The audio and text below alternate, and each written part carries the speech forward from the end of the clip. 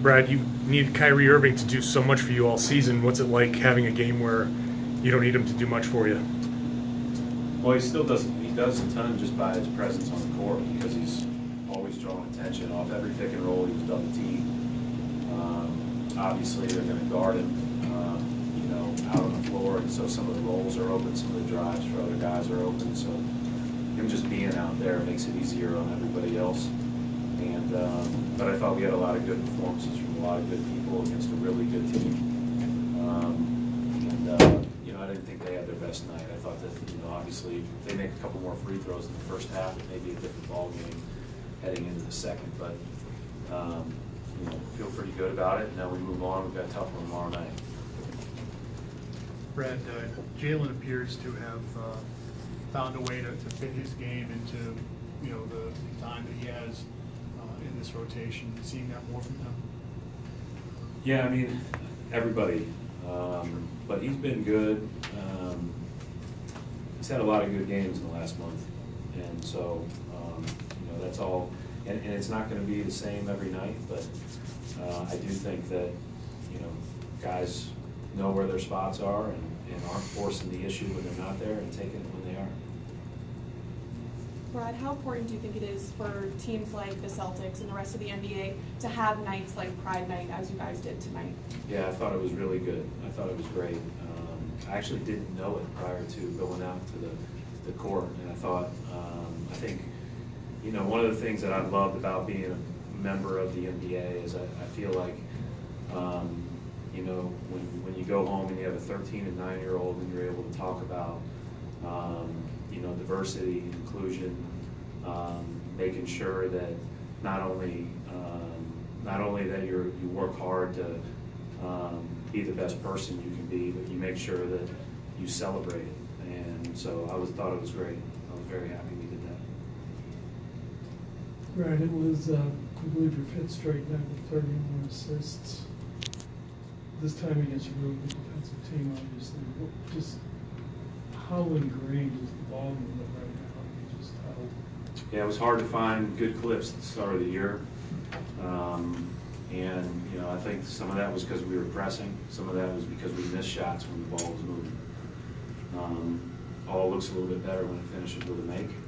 But that's who we have to be.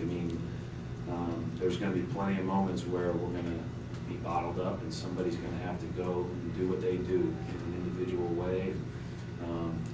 Obviously, we've got a couple of guys, and especially Kyrie and Jason and guys like that can go and do that. But I think that they draw so much attention, and everybody else benefits so much from the attention that they draw. That when the ball's popping, it's hard to guard. Brad, the Pacers were playing second night of a back-to-back. You guys have one tomorrow night. You've been doing this for a few years in the NBA now. What's the most difficult part of playing that second game, but leading up to the actual game? I'll talk to you about that in July. We're going to play as well as we can tomorrow, but you can imagine what the tough parts are.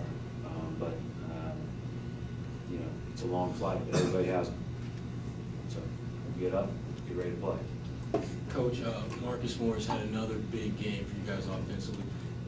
Is it getting to the point where when he goes off for 15, 20 points, you just kind of shrug your shoulders and just accept that's just what he does? He's been in a good rhythm all year, but he's the one that we've talked about all year that right from the get-go was very comfortable in what he was, what he was going to do best and how it fit in with us, regardless if he was starting or coming off the bench. As a lot of other guys found their way in that, he's always been consistent with that. And the most impressive part of his night tonight is he did it on 8 shots. Coach, Monday night you had Marcus Smart diving for a ball with you're up 20. Tonight, Shemi's making a cornerback type play. You're up 27. What kind of hustle when the game's decided? What does that do for your team? What kind of tone does that set? I just think there's a right way to play all the time. Not everybody gets to play all the time, so it's their opportunity to play that way.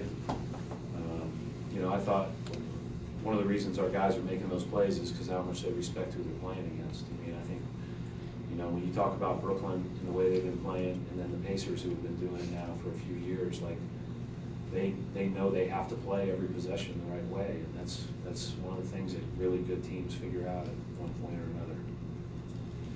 Brad, you're playing about 3 games a week, obviously, so fans and the media, we don't get to see everything, but what we're seeing lately, the ball movement, 8 guys at double figures, I think 7 tonight.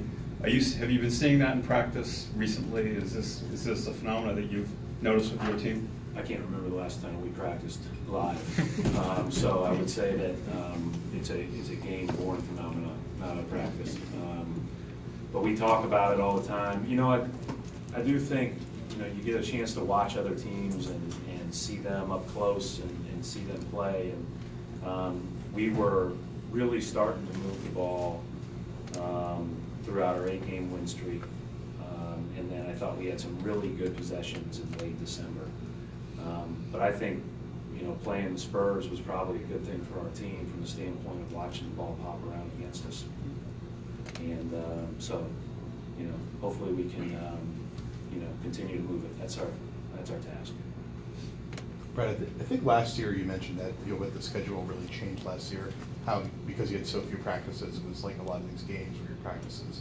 Is that still the same this year, or do you think you've learned how to manage the way the schedule is now to try to get more in between games? I mean, we're doing the exact same thing we did last year, so I don't know if it's any, you know, there's no difference. We're doing film on our off days and doing a lot of maintenance work on our bodies and occasional light lifts and individual work. And, you know, we just can't practice as a team.